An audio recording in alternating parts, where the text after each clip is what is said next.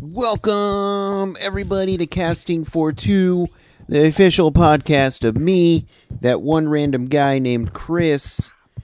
Hello, everybody. Welcome to episode number 98.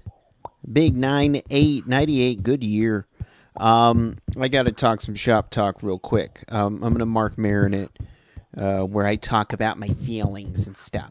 No, so right now, if you're listening to this episode, I am currently on vacation, and what I was planning on doing, because I released so many episodes in July, and once August hit, it's my big travel month. I went into vacation mode, and so I was going to be busy traveling to Austin. Now, currently, right now, I am in Victoria, British Columbia, and I said, you know what, I'm going to miss 2 episodes.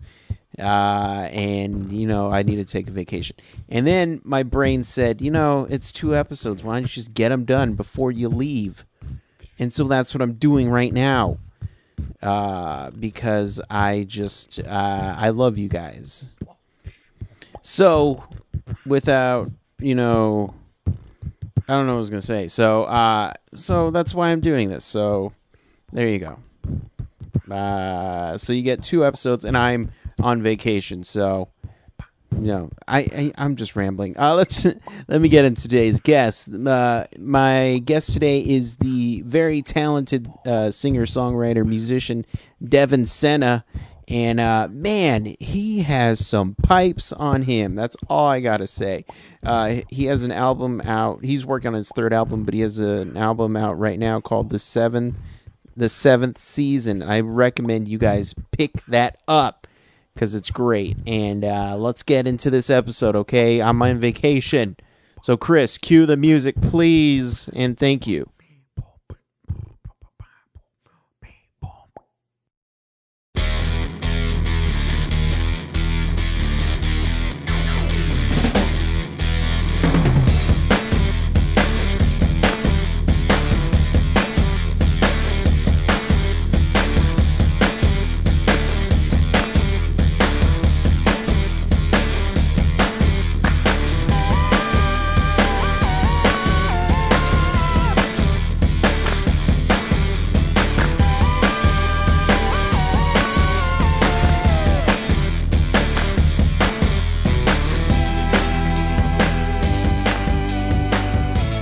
Hello. Hey, Chris. Hey, Devin, what's going on? Oh, not too much. How are you doing? I'm doing well. How's your morning going? Oh, pretty smoothly so far. It's a nice, cloudy Seattle day. There you go. Have you guys been getting much rain? The spring and summertime always starts to get a lot nicer. So the rain's not been so bad right now. Not like it usually is. It's actually, we've had a slew of pretty sunny days, but it's back to being cloudy and not quite making up its mind right now. Gotcha. Yeah, it's I'm in San Antonio right now, and it's weird because normally this time of year, it's hot, it's humid, people are angry, but it's been just kind of dark and gloomy and raining, so that's a nice change for once. Yeah, I saw that actually because the guy that plays bass when I play in bands, he had some friends up visiting from Texas, and they were telling me about that weather down there right now. What part of Texas? Actually, I think the San Antonio area. Oh, rock on, cool. Yeah, Right on. I was just down in Austin in March actually. Oh, okay. Were you there for South by? South by? Yep. Yeah. Okay. How'd it go for you? Oh, pretty well. Yeah, I had a lot of fun. Mm-hmm.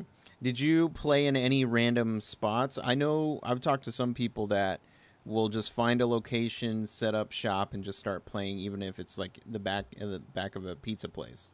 I did when I wasn't doing my actual set. I was doing some busking in front of that.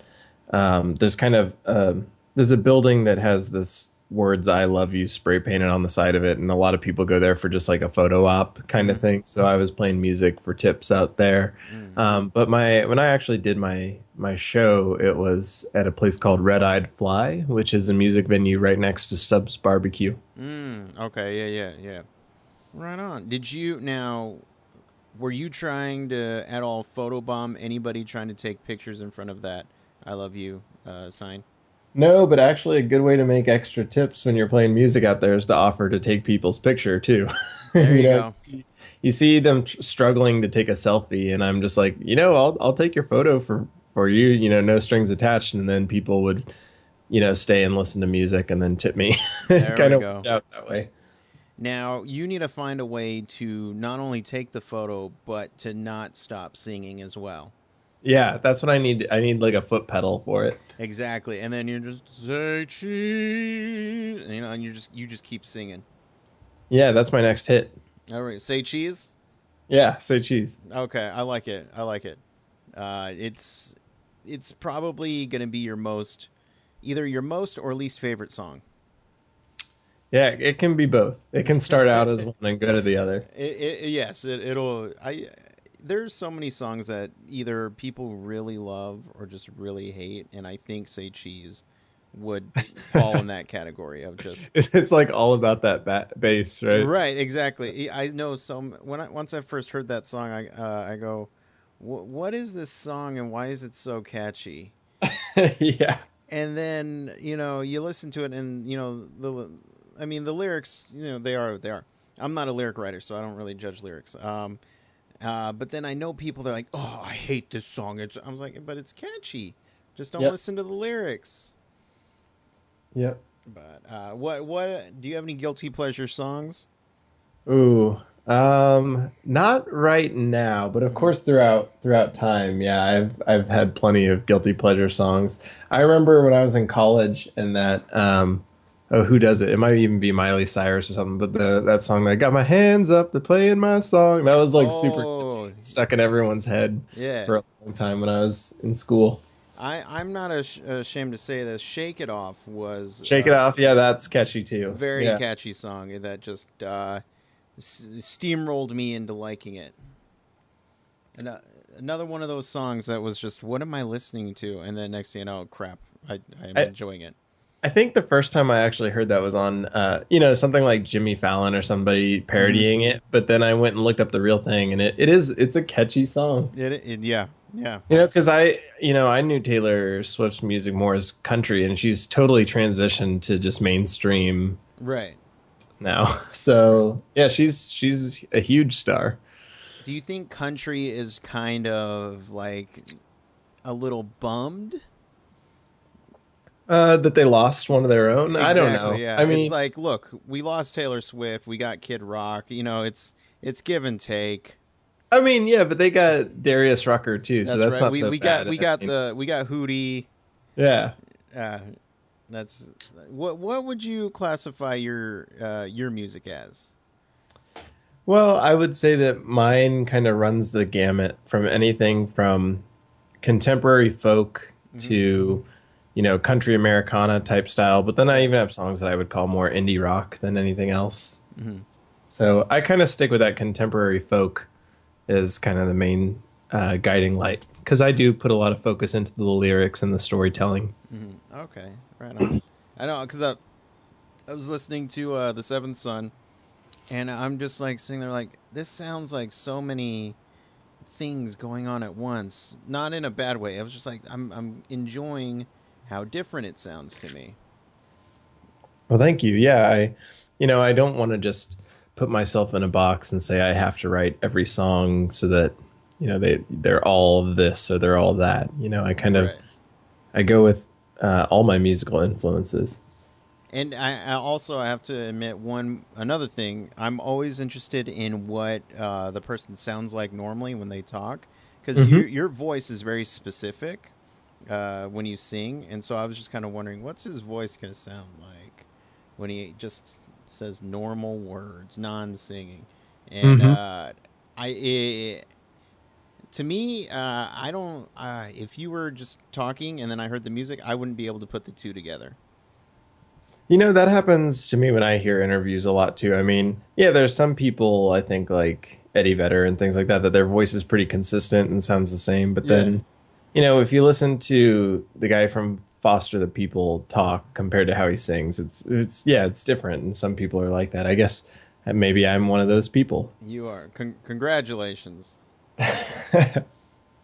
Thank you. You have a huge career ahead of you. You got, different sounding voices. You got, say cheese. It's all roads ahead for you, man.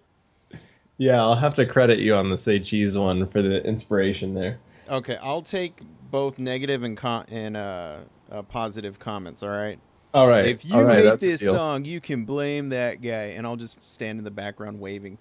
Yeah, but you'll take the praise too, right? Yeah, why not? Why not? Yeah, Well, sure. not too much praise. I think you should get a majority of it.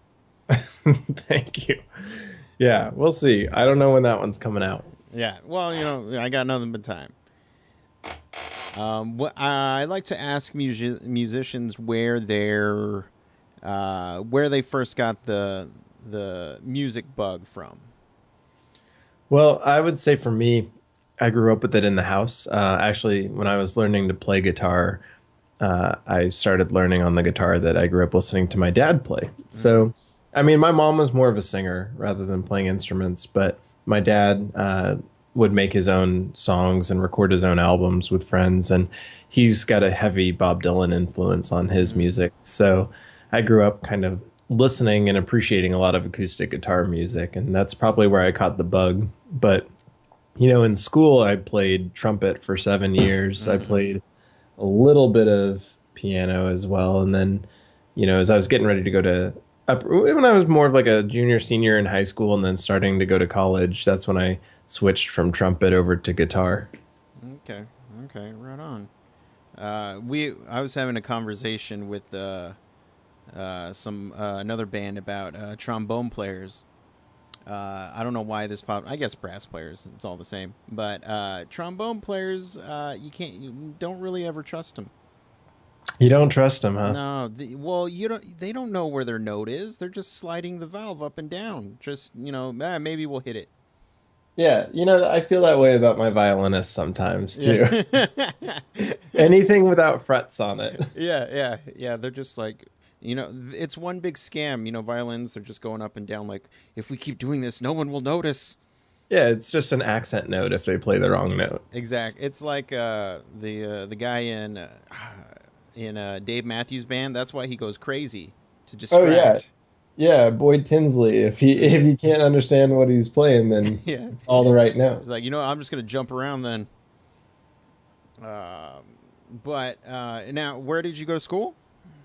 University of Kansas. Okay. And why Kansas? Well, I was born and raised there, Okay. so But now it's just like you're my roots. So now I live in Seattle. Yeah. okay, and Yep. you got up I to moved Seattle. about 2.5 years ago. Okay, work related. Mm-hmm.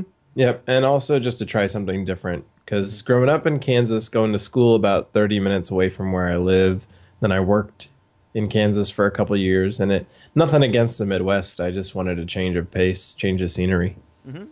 Yeah, no, there's nothing wrong about that, and definitely. I mean, look. I don't know. I can't say anything about Kansas. I've never been there, but I would assume music is more. You're gonna find more in Seattle. Yeah, it depends on what the scene is, right? Like Kansas City actually has a pretty good jazz scene, but Mm, that's not really the type of music that I play. But yeah, Seattle's got a great singer-songwriter community. gotcha. Right on. And so I was looking at your Twitter page, and are you a little bit of a gamer? Oh, huge. Yeah. Huge gamer. Okay. Yeah. Nice. I used to be a huge gamer when I was younger. It was more console. PCs. I just can't. I don't understand PCs. Well, I do, but I just don't understand gaming. But then I've slowly, as I grew up, I got out of gaming. Now I'm trying to get a little bit more back into it. But I'm just more of a casual gamer now. Yeah, it's something that it's always been a passion of mine, and then now I'm getting my girlfriend into it too. She never used Nice. to play them, but she just beat the first Mass Effect. So There you go. yeah, so There you go. she's getting into it too. See, I told my girlfriend that I would love if she would sit down and just watch me play, but I told her I want to play Alien Isolation with you, and Oh, she goes, "Why?" I was because I want to see you get scared. yeah. That's it. Was she on board with that? She will be. Yeah, Let me it's just a say work in it's progress. a work in pro. If I'm there, I think it'll be okay. Yeah. Because I mean, I just want to play that game with just somebody who gets really really afraid Hmm. of things, and she's one of them. My sister's one of them, but I think she would have nightmares for years and years. So Yeah, something to look forward to. there you go, there you go. But is the seventh season out yet?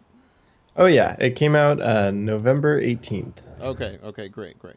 Yeah, it's weird because they don't put the release dates on the press sheets that I see, and I'm like, well, is it out or like how much can I talk about it? Come on. Yeah, Uh, as much as you'd like. nice. Is there one song on the new album that you like? You like all the songs, but is there one you look forward to playing? Um, yeah.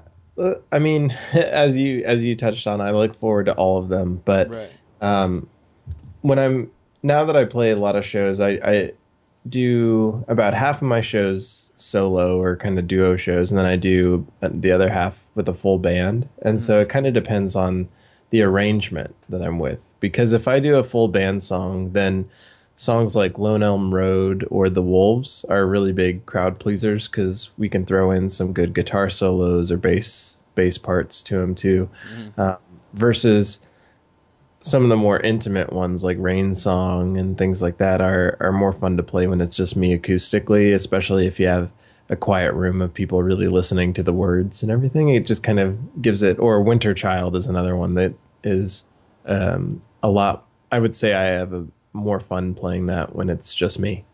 okay, okay. And was there one song that you had a hard time or took a little bit of a challenge cracking, whether it was with the lyrics or the music?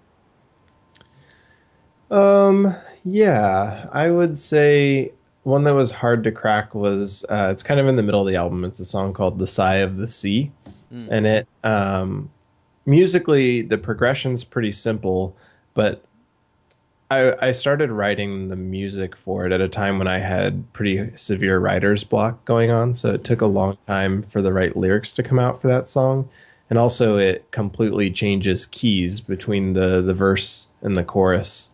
And so getting that right and really working on that part took a while. and I'm just curious because I sometimes do get writer's block as well. How do you get past writer's block? Um, a lot of just practicing, and also a lot of when I start getting a block on inspiration, I try to read a bunch. I try to listen to a lot of music Mm, because a lot of times good ideas come from that nugget of inspiration you get from something else that touches you. So, if I can't find a starting point for something or a way to articulate it, sometimes it's best to just take a step back and stop trying to write and kind of give yourself that time to process other things. mhm. There you go. See, I whenever I get writer's block, I always think I let me take a break and just go take a shower. So I oh like doesn't matter. I remember one day I took just 3 showers just because I was just trying to just think of so many things, and it actually worked. Hmm. Doing something, I guess where I can go on autopilot just kind of helped. Yep. And I have those times too where, yeah, you get in the car and drive or you just do something else. I've had the opposite experience where like an entire song comes to me and I have to get up at midnight right as I'm going to sleep because I have to write it down or else I'm going to lose it. Right, right. I sometimes when I dream because I like to I want to be in film. I do a Mhm. lot of film stuff, so sometimes I'll get an idea for a short, and I this is how I tell myself it's something good. If I remember it in the morning, that means well I have to write that down. If it's something that while I'm dreaming I think oh that'd make a good short, Hmm. it's probably not going to be that good.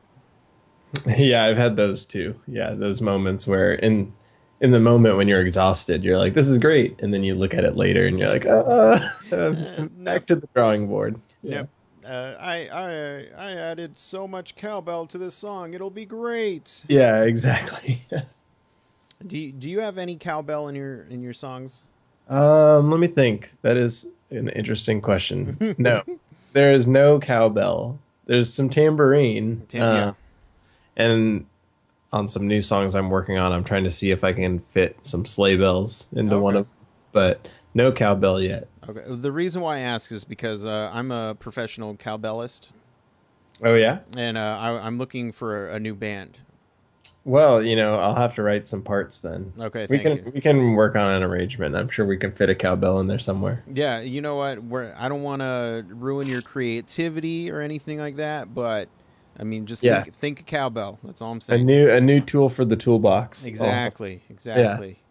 And I don't take up much space. Throw me in a closet, and whenever you need Yeah, me, come on just up to Seattle. Yeah. there we go. There we go. Cowbellist for hire. That Sounds that should be a new short right there. I think I have to write that down right now. Yeah, go for it. That's seems like a pretty good. It could be a comedy or a drama, depending how you write it. It can be both. It's about a guy who's down on his luck. He was a bum, just dragging his cowbell when he's lost everything. It'd be like the story of. Do you remember that guy with the golden voice? Yes, Yeah, yes. with the mac and cheese guy. It'd be like that story, but add a cowbell. Yeah, you're onto something. I see this just comes out of my head. Okay, this is just all gold. I got Yeah. cheese. I got cowbell. There we go. If any PR firms are listening, cowbellist is for hire as well. But right now, what I'd like to do, since I've talked too much about dumb stuff, and I'm sorry for that. So what I want to do is I want to give you the podcast floor to chat about whatever, plug anything. It's all yours. Sure. Well, if I'm gonna plug anything, it's gonna be that I've started work on my third album now. Mm-hmm. Yeah, I've been working on that. All the songs are written. Most of them have quite a bit of the recording already done. So, I'm finishing up some lead parts, and they all still need to be mixed and mastered, and all of that other adventure is still in front of me. But the songs themselves are written, and it's going to be another full length album. Okay, and for the people at home who want to follow you and purchase your music, where can they do that?